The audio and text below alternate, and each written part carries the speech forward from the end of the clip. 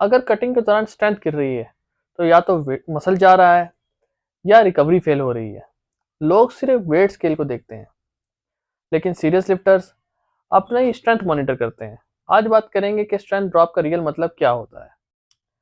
पहला पॉइंट जो हम डिस्कस करेंगे वो ये करेंगे कटिंग में स्ट्रेंथ गिरती क्यों है। देखें, सबसे पहले आप जब अपनी डाइट कंट्रोल करते हैं ना, तो 300 से 500 कैलोरीज आप डेफिसिट में चले जाते हैं, जिसकी वजह से क्या होता है कि आपका ग्लाइकोजन लो हो जाता है।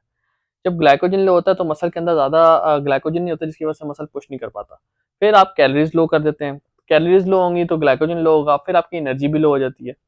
तो थोड़ा-सी स्ट्रेंथ तो ड्रॉप होगी, लेकिन कंसिस्टेंट डिक्लाइन आता जा रहा है ना। अगर आप 40 का नंबर लगा रहे थे, फिर आप 30 पे 35 पे आए, फिर 30 पे आ गए, तो वहाँ पे काम खराब होता है। उस तरह स्ट्रेंथ आपकी नहीं गिरनी चाहिए। अब दूसरा पॉइंट जो हम डिस्कस करेंगे वो ये करेंगे कि एक होता है नॉर्मल डिक्लाइन। जब आप कैलोरी डेफिसिट पे जाते हो तो कुछ ना कुछ तो डिक्लाइन आएगा ही, क्योंकि आप डेफिसिट पे हो। एक होता है डेंजरस ड्रॉप जो आ जाता है, उसमें क्या होता है बिल्कुल ही आपके जो है ना स्ट्रेंथ गिरना शुरू हो जाती है। तो उसमें फ़र्क क्या होता है, उसमें फ़र्क मैं आपको बताता हूँ। जो नॉर्मल ड्रॉप होता है ना, उसमें क्या होता है 2 से 5% का सिर्फ़ आपका जो वेट है ना स्ट्रेंथ ट्रेनिंग में वो ड्रॉप हो जाएगा। थोड़ी-सी आपकी जो रैप्स है ना वो आपके स्लो हो जाएँगे या रैप्स कम हो आने शुरू हो जाएँगे। जैसे 12 रैप आप लगा रहे थे तो 10 आ गए या 8 रैप आ गया आखिरी सेट्स में। फिर जो कंपाउंड लिफ्ट्स है ना आपकी, जैसे आपके बेंच प्रेस हो गया, आपके स्क्वाट्स हो गए, उसमें आपका वेट स्टेबल ही रहेगा, उसमें आप अपनी कंपाउंड लिफ्ट पूरी-पूरी लगा सकेंगे। लेकिन जहाँ पे आप डेंजरस ड्रॉप की बात करें ना, वहाँ पे क्या होता है 10 से 15% वेट आपका गिर जाता है। सपोज़ करें आप 40 का डंबल लगा रहे थे, आप 30 पे आ गए, ठीक है? उसके बाद आपका जो मेजर कंपाउंड लिफ्ट्स है ना, वो आपसे उठ ही नहीं रही हैं। जैसे बेंच पे आप लेटे हुए हैं, आपने आपने पिछले वीक वो वाला वेट लगाया, लेकिन अब आपसे वो वेट ही नहीं आ रहा और हर वीक आप नीचे जाते जा रहे हैं, हर वीक आपका डिक्लाइन होता जा रहा है।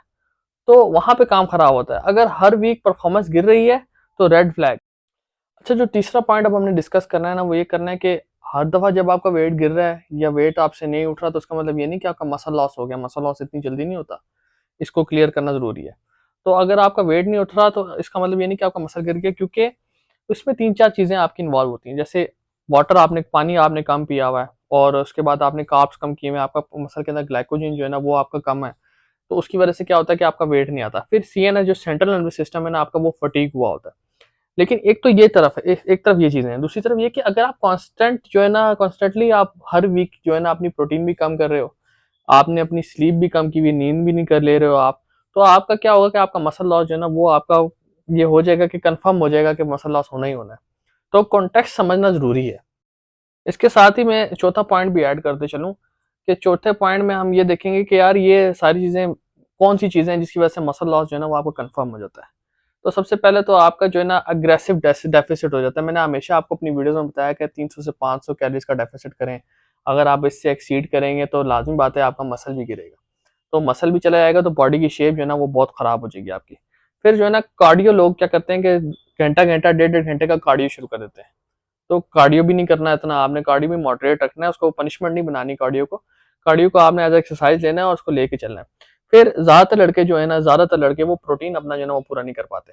प्रोटीन कम होने की वजह से क्या होता है कि वो मसल को पूरी तरह रिकवरी नहीं मिलती और मसल फिर बड़ा नहीं होता। चौथा पॉइंट जो है ना वो आपकी जो नींद है ना वो पूरी नहीं होती। रात को मोबाइल लेके बैठ जाएँगे बिस्तर के ऊपर, तो जो ब्लू लाइट है ना वो आपकी शुआएँ जो आँखों में पड़ेगी तो कॉर्टिसोल लेवल राइज़ होगा। कॉर्टिसोल लेवल राइज़ होगा तो आपको नींद नहीं आएगी।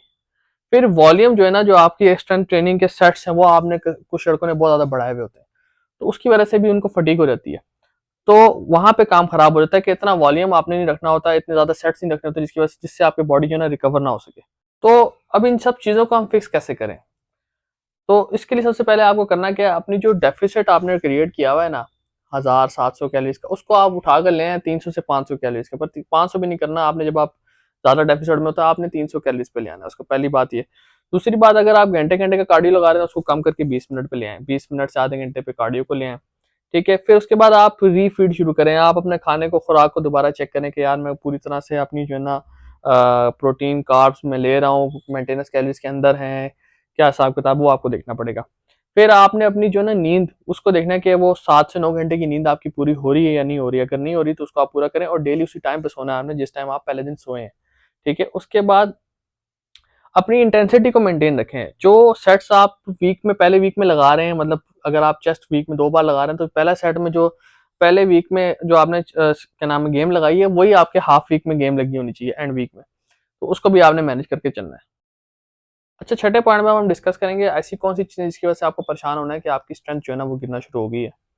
तो आपने ये कुछ चीज़ें मैं आपको बता रहा हूँ, ये आपने जिम में मॉनिटर करनी है और इनकी वजह से जो है ना अगर आपकी स्ट्रेंथ गिर रही है तो आपने इनको फिक्स करना है। सबसे पहले आपने ये देख लेना है कि आपकी स्ट्रेंथ क्यों गिर रही है। स्ट्रेंथ तो नहीं क्रैश हो रही। फिर उसके बाद आपने देख लेना है कि आपके मसल का पंप जो है, जो राउंडनेस है वो खत्म तो नहीं हो गई, कहीं फ्लैट लुक तो नहीं आ गई बिल्कुल।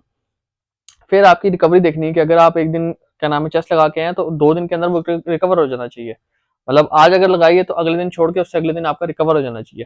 फिर आपका मूड लो, आपका दिल नहीं कर रहा हो जिम जाने का, आपका मूड नहीं काम करने का, इस तरह का कोई सीन नहीं हो रहा। अगर इस तरह का कोई मसला हो रहा है तो ये साइन है आपकी बॉडी का कि आपकी बॉडी जो है ना वो ओवरलोड होगी, उसको रेस्ट की जरूरत है। तो इस सबसे हमने क्या सीखा? इस सबसे सीखा कि कटिंग का जो गोल है ना वो वेट कम करना नहीं है, वो ज्यादा से ज्यादा अपनी स्ट्रेंथ को मेंटेन करना है।